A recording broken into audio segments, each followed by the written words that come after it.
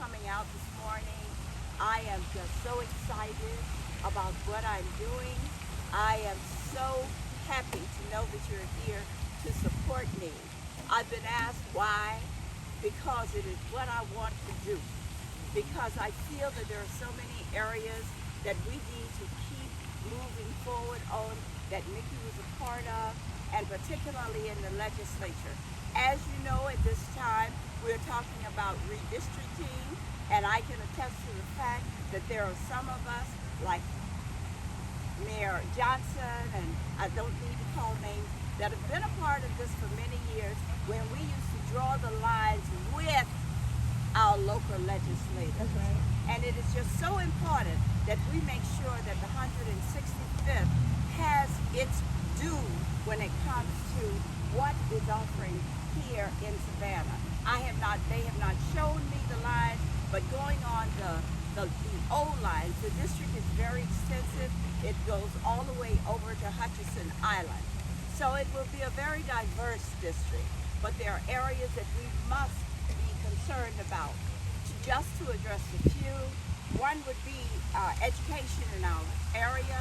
We must make sure that our students have the funds that they need and are the superintendent in order to educate our young people.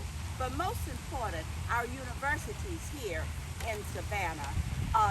They have changed the Hope Scholarship in so many ways until students are not able to get them or to keep them.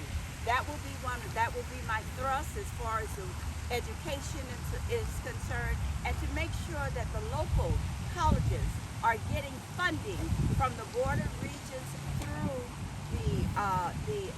through our state government. As you know, equal rights has always been my thing. I have fought for it since I was 16 years old. I have never given up fighting for the rights of people. I have fought, I don't care whether you're white, black, polka dot, or whatever you are. Equal rights is for all of equal rights are for everyone. And as we move along, and what has happened here in these United States of America, we must be very much aware of it to make sure that we don't lose the rights that we fought so hard for. And some of you were a part of this here in the city of Savannah. One of the things that people are beginning to talk about is climate change. Here in Savannah, you know we're a lowland. You know that Tybee Island is there. And we don't need flooding happening. We have to make sure that they are taking care of the area with the rising sea coming, but also for our residents.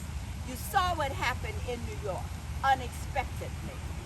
And so we have to make sure that the residents of this city are secured when it comes to heavy rains, tornadoes, and what have you.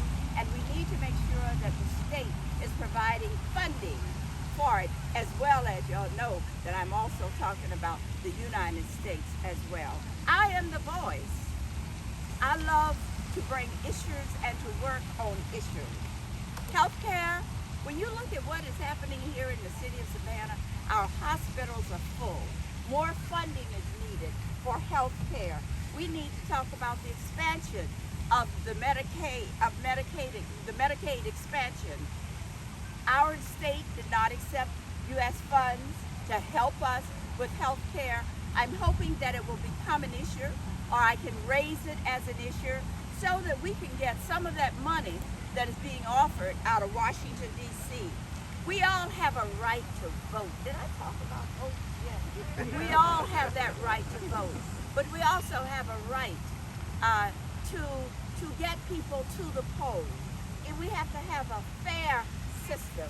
And as an elected official, as a state representative, I would hope that we will go over and look at the system and make it fair, because we fought for that. And it wasn't a fight just for African Americans, it was for all people, and particularly what is happening with our senior citizens. We need to help them, to say that they have to send all these document ins and all of that. We need to see if we can change it and make it a little bit more simpler for our senior citizens. Workforce development, it is so important. It is so important that we maintain and get more jobs for the residents of this community. Now, I know we are a right-to-work state, but our unions have played a very important part in this county and in the city. We have to go up and we have to fight for them too. We have to fight for our small businesses and our large businesses. That is what I plan to do. I plan to be that kind of voice, to ask the whys on the why not when these things are happening. Our tourism industry is growing back again, but the problem is they can't find people to work. But we have to make sure that whatever is offered as far as salaries and what have you, I would hope that the state could pass, and our mayor has talked about this, a $15 minimum on salaries. As you look around, you see them going up and up and up, and that's a good sign. That is a good sign. I think I've talked about all of the areas. I have my committee, y'all. Now, they gave me, I have what's on this paper, but I was not going to read to y'all. I want y'all to know that I have a mind. And I know that they questioned my health. What happened back in 15 or something like this? Let me tell you, my doctors have given me all the rights to run. Not only that, they are staying behind me. So whatever you know, I may be old, but I'm still alive and I'm still well. And others in the legislature, in Congress, far beyond my age are still working. If they can do it, so can I. So again, thank you for coming out.